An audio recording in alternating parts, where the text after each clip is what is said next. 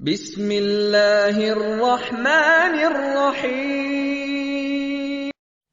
انسان کی یہ ٹریجڈی ہے، یہ المیہ ہے انسان کا۔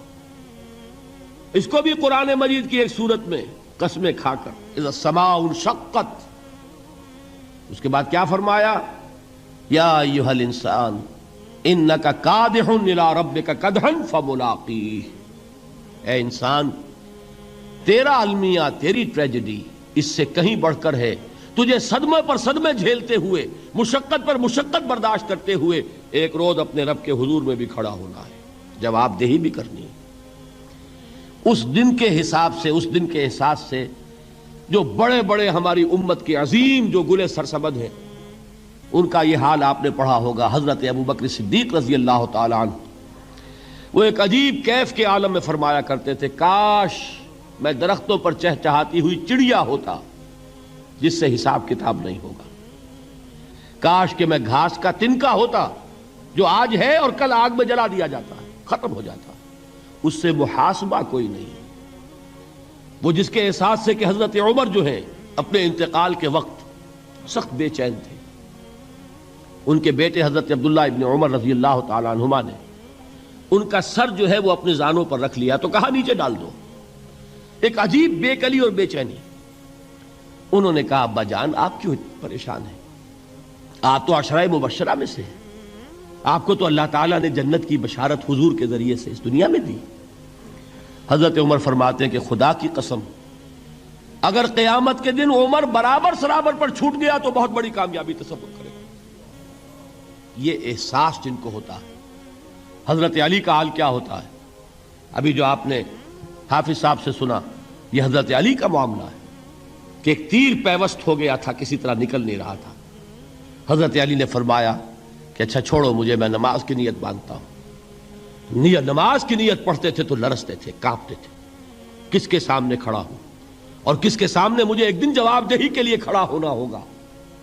لن تزولا قدم ابن آدم، حضور نے خبر دی ہے ابن آدم کے قدم ہل نہیں سکیں گے۔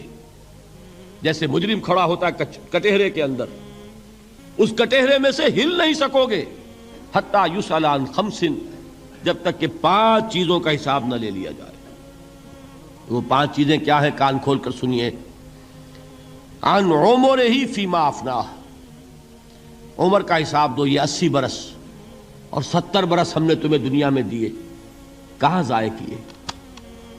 وعن شبابہ فیما ابلاہ، اور خاص طور پر جوانی کا دور، امنگوں کے دن، ولولے ہوتے ہیں، قوت ہوتی ہے، توانائی ہوتی ہے، آدمی چلتے ہوئے زمین پر پاؤں مارتا ہے، قوت جو ہے وہ اپنا اظہار چاہتی ہے۔ یہ جوانی کہاں گلائی؟ حساب دو، ایک ایک لمحے کا حساب دو۔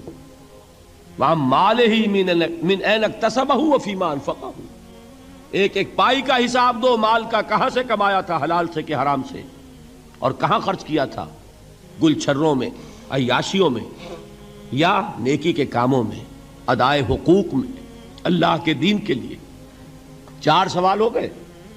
2 زندگی کے بارے میں، ایک زندگی پوری بحیثیت مجموعی کہاں کس کام میں لگائی، اور خاص طور پر شباب کا دور کہاں لگایا۔ 2 سوال مال کے بارے میں، کمایا کہاں سے، حلال سے کہ حرام سے، جائز سے کہ ناجائز سے، خرچ کہاں کیا، اور آخری سوال وَعَمَّا عَمِلَ فِيمَا عَلِمَ، جو علم حاصل کیا تھا اس میں عمل کتنا کیا۔ علم کے انبار لگاتے چلے گئے اور عمل کے آغاز کی بھی نوبت نہ آئی۔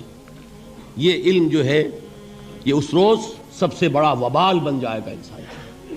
اتنا علم اور عمل کچھ نہیں، بجائے کہ کریڈٹ کا ذریعہ بنے یہ الٹا ڈیبٹ کا کھاتہ بن جائے گا۔